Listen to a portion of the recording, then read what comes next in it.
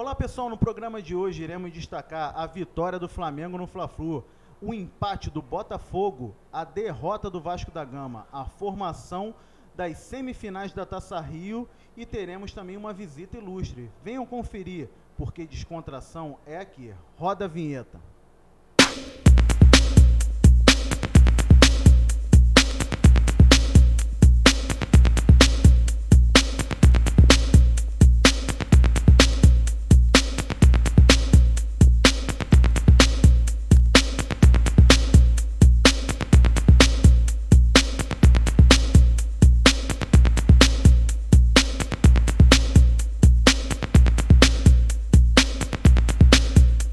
Saudações mezaninos e mezaninas de plantão, sejam bem-vindos aqui no mais um programa no nosso canal. E eu gostaria de pedir a você que nos acompanha aqui no nosso canal, visite também as nossas redes sociais no Instagram, Mezanino Futebol, e a nossa fanpage no Facebook, Mezanino Futebol.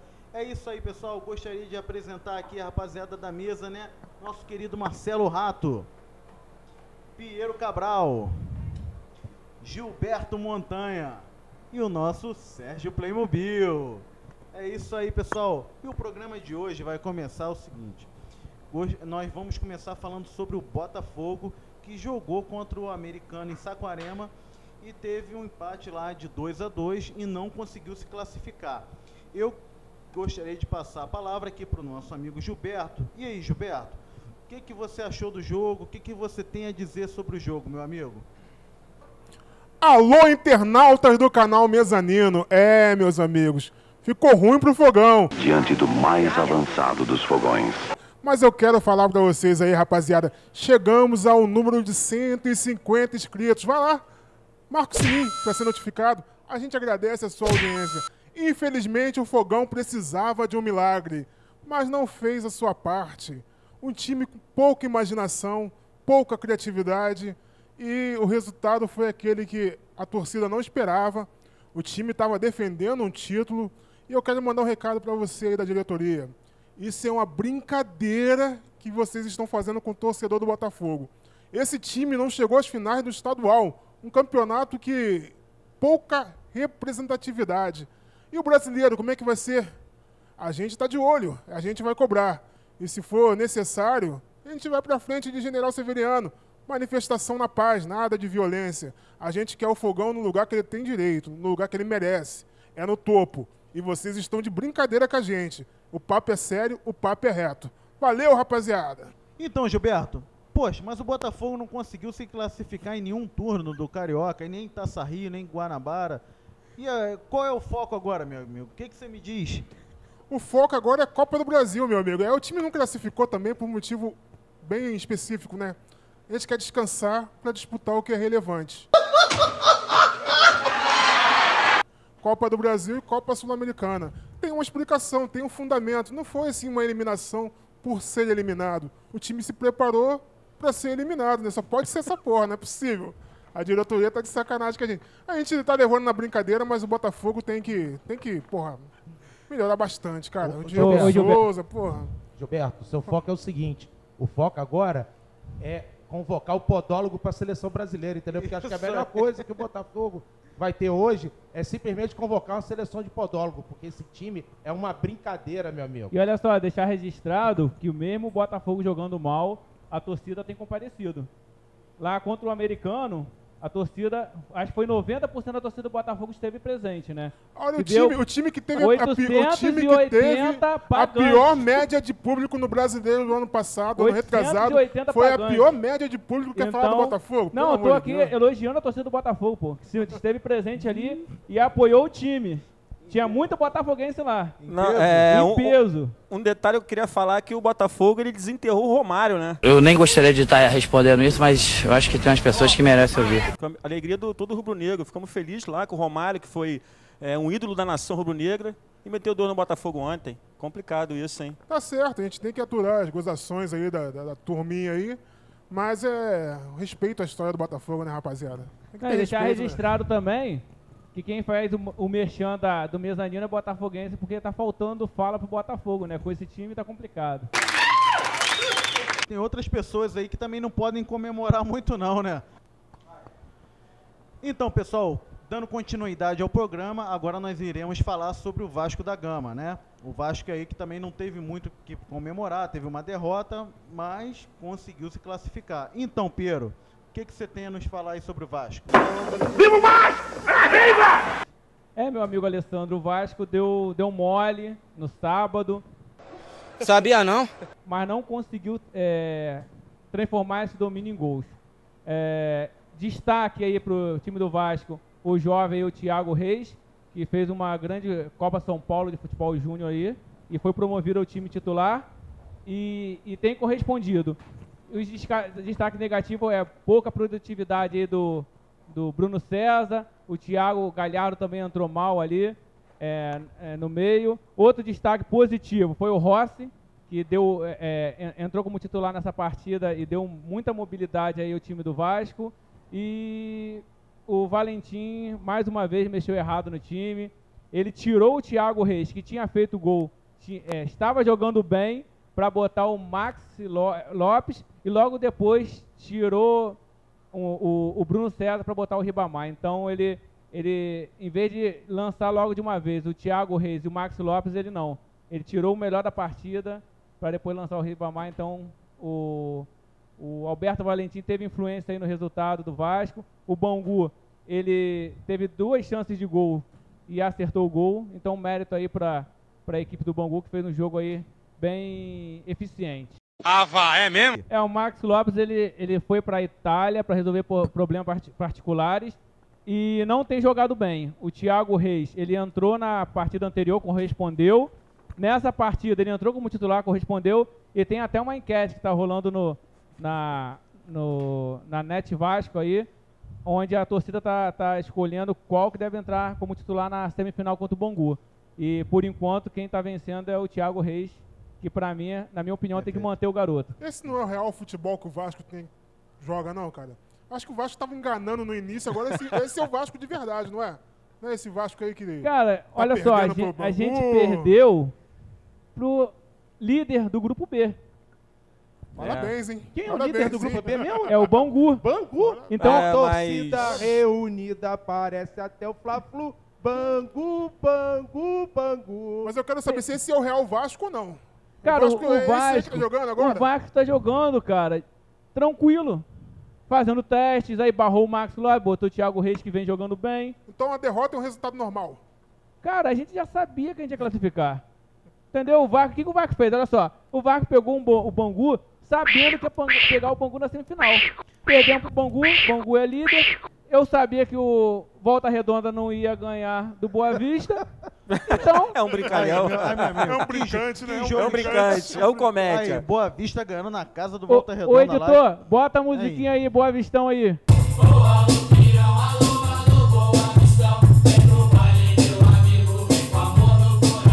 Você acha que o Valentim realmente merece sair esses xingamentos no final da partida? Eu acho que o Valentim tem mexido muito errado.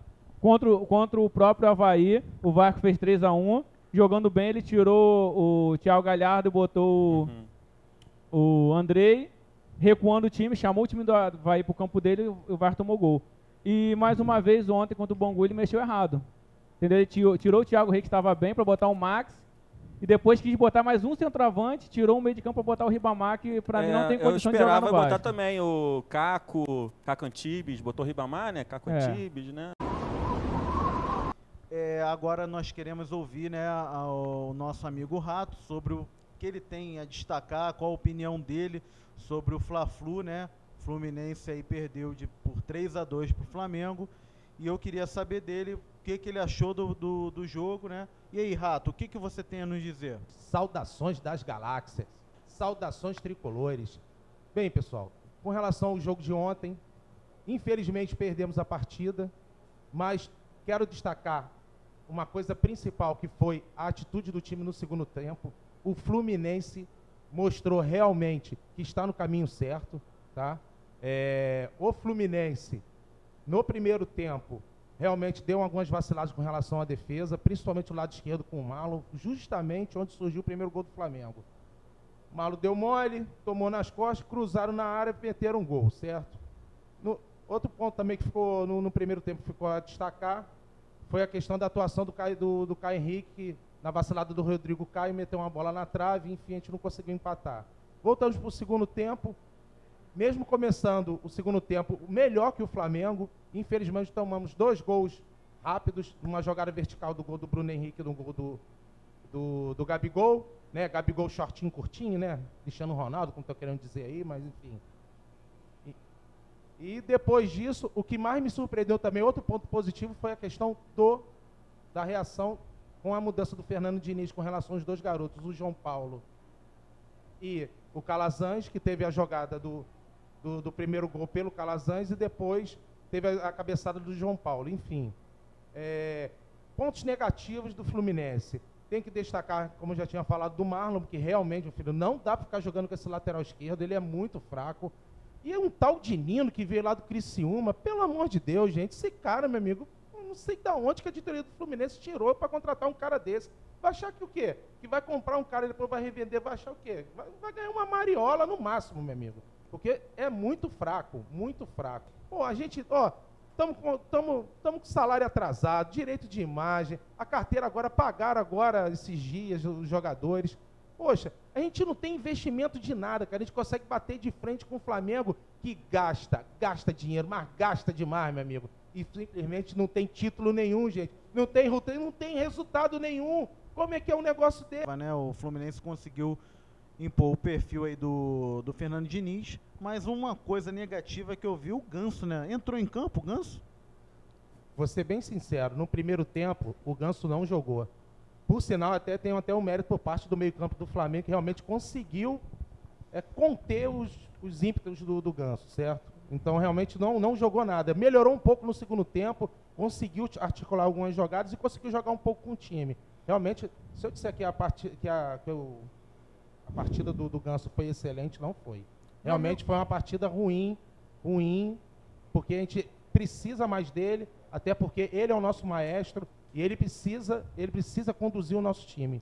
Mas, no fim, eu fiquei muito satisfeito, realmente foram com os garotos. Os garotos entraram bem, realmente honraram a camisa do Fluminense, e eu estou com uma boa expectativa para quarta-feira, gente. Meu amigo Tricolor, você fez um comentário que no primeiro gol do Flamengo, o lateral tomou nas costas. O que fazer para evitar tomar nas costas direto assim, querido? Cara, é na mesma forma que o podólogo, entendeu? Mas o Tricolor gosta de tomar nas costas. A mesma coisa que o podólogo, a gente tem que evitar pra gente não tomar também um chute na bunda, você tá entendendo? Porque tomar a bola nas costas... Estou fazendo um comentário na sua observação técnica. Ah, é? Tomou, não tô sabendo disso não, você falou, tá no vídeo. Não fica sem palavras. Nosso lateral tomou nas costas. Eu quero saber como evitar isso.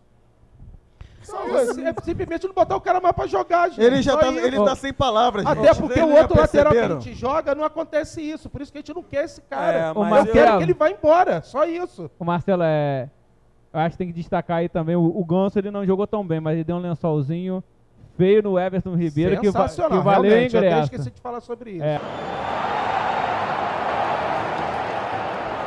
Realmente, o cara dormiu quentinho. Só fazer uma pergunta pra você também. E aquele goleiro, é Angenor, né? Não, Agenor, que nome lindo, né? Parece cara, até nome de artista, ele não tá né? um pouquinho obeso, não, pra estar agarrando aí no Fluminense, não, cara? Posso ser sincero? Ele agarrou bem até. Eu acho que ele fez 3 boas defesas, né? Então, mas ele é quase seu corpo, cara. Meu corpo? Ele é quase seu corpo. E outra coisa, o dele vai no medida certa. Olha o bullying, Olha o bullying. Olha o bullying. Mas ele tá acima do peso, não tá? O mendigo do pânico, peraí, calma. Você tá... Não, presunto. Quase no seu corpo. Não dá. Mas vou te falar, não é um goleiro ruim, não. Quando eu olhei o seu goleiro, achei que era uma luta de sumô, não... Meu amigo, eu acho que ele é melhor que o Rodolfo. É mesmo? Acho. Beleza, mas, assim, beleza, pessoal. Beleza. É muito mimimi, reclamação sim. de time pequeno, de que time tá reserva, mas a instituição Fluminense estava jogando. E o Flamengo foi lá e ganhou 3 pontos, tranquilo. Então não tem mimimi. Perfeito. Agora vamos retornar aqui. Eu quero passar agora a palavra pro Sérgio, né? Nosso querido Sérgio Playmobil. Alô, Nação Rubro-Negra, toque sai. Vamos lá, vamos falar do Flamengo e Fluminense, 3-2 Mengão. Uma vitória tranquila, apesar de toda a crítica esportiva falar que o time do Fluminense jogou com o time reserva. Primeiramente, a instituição Fluminense está jogando, né? Não tem esse lance de time reserva. O Flamengo jogou de uma forma muito bem no primeiro tempo, com muito volume de jogo. Destaco aqui tabelinhas entre Everton Ribeiro e o nosso Parazinho, né? Voltando a jogar na linha de fundo e fazendo boas jogadas, onde nasceu o primeiro gol. Destaco também o Bruno Henrique, que está com uma estrela muito grande no Flamengo, realmente entrou com a cara do Flamengo, entendendo que o Flamengo é gigante, tem que jogar com vontade, com raça, e sendo decisivo em clássicos, né? Mais 2 gols para a caixa aí, para a sua artilharia. Então foi uma partida excelente do nosso Bruno Henrique, The Flash, né? E ainda fez uma assistência para o nosso Gabigol. E falando também do Gabigol, tendo aquela colocação entre os zagueiros do Fluminense, né? Uma roubada de bola do Bruno Henrique. E ele sempre se colocando bem no fundo do Fluminense, né? E sabe como é que funciona, né? Caixa, vice-artilheiro do campeonato.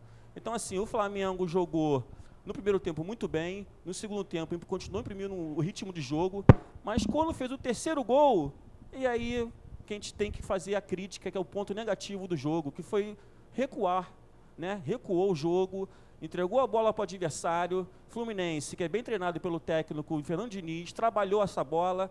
E eu destaco a falta do Cuejar, né? O Cuejar não jogou, deixou a zaga e os laterais desprotegidos, né? E o Ronaldo não conseguiu jogar e marcar conforme o Cuejar marca, né? Protegendo o lateral. Então, assim, 2 gols do Fluminense foi lateral do René, onde teve cruzado de mano com o Fluminense. E nasceram os gols, tem um gol de cabeça também. Fala muito! E com isso, o Flamengo ganhou, mas poderia ter feito muito mais gols. Você acha que faltou um pouco de pulso ali do Abel para trazer o time mais concentrado, o time relaxou? O que você achou? Faltou pulso mesmo? Eu acho o seguinte, cara, o Flamengo com o investimento que tem, com o nível dos jogadores que tem, que tinha que passar o carro no Fluminense, tinha que meter 6, 7 no Fluminense, que esse time fraco, medíocre do Fluminense, porque o time, poxa, não estava nem com o time titular, jogando com a garotada, e eu acho que faltou um pouco sim de concentração, dava para fazer muito mais gols.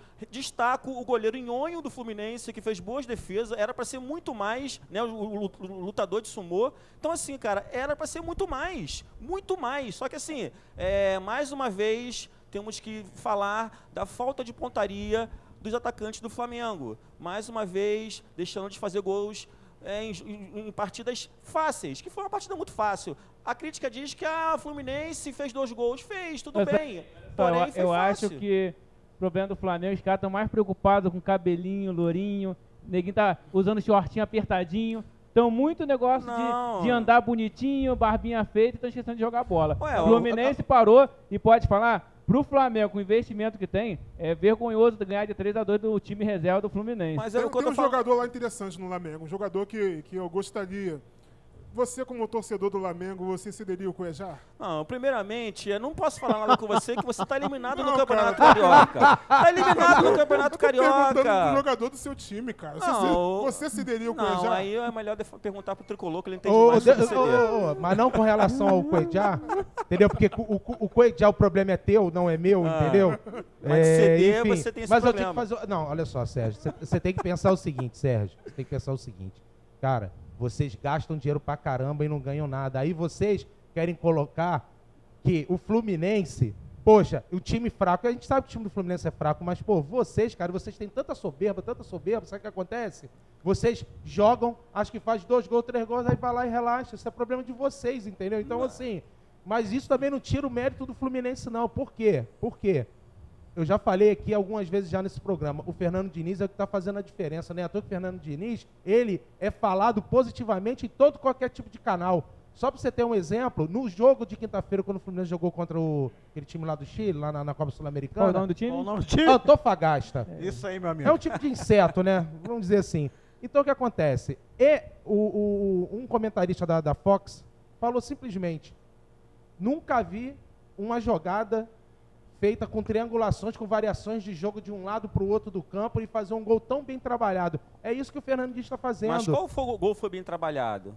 O segundo gol do Luciano... Os dois gols foram no mesmo lado, ali em cima do René. Eu acho que o primeiro gol foi uma jogada trabalhada mas, assim, do Fluminense. O importante é quem ganhou o jogo. Quanto foi o placar Outra do jogo? coisa. Dos Flamengo, Não, o mais importante pra você é o seguinte, Sérgio, eu quero saber se vocês vão ganhar o título. Ô Zacarias, outra coisa. Vamos lá, depois dos Calma, do Piauí. Pode depois mandar, dos 3-0, o Gabigol mesmo tá querendo dar passinho de letra, brincar. Tem que esculachar. Esculachou. Tem que não, tem que tentou esculachar e esculachar. quase passou vergonha. Que tava mais pro Fluminense meter o terceiro gol do que o Flamengo fazer o outro. Sem comentar do atacante lá, o tal do Pablo Diego, que fez um tchap, tchuruga, lá no nosso jogador. Sério, quase mesmo? matou o nosso jogador, fez lá o golpe do Street Fight.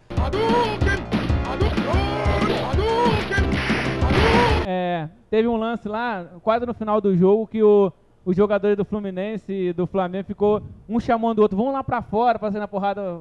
Eu achei meio que eu também achei vergonhoso. Mas quem começou o problema todo foi o jogador do o jogo ficou quente no final, né?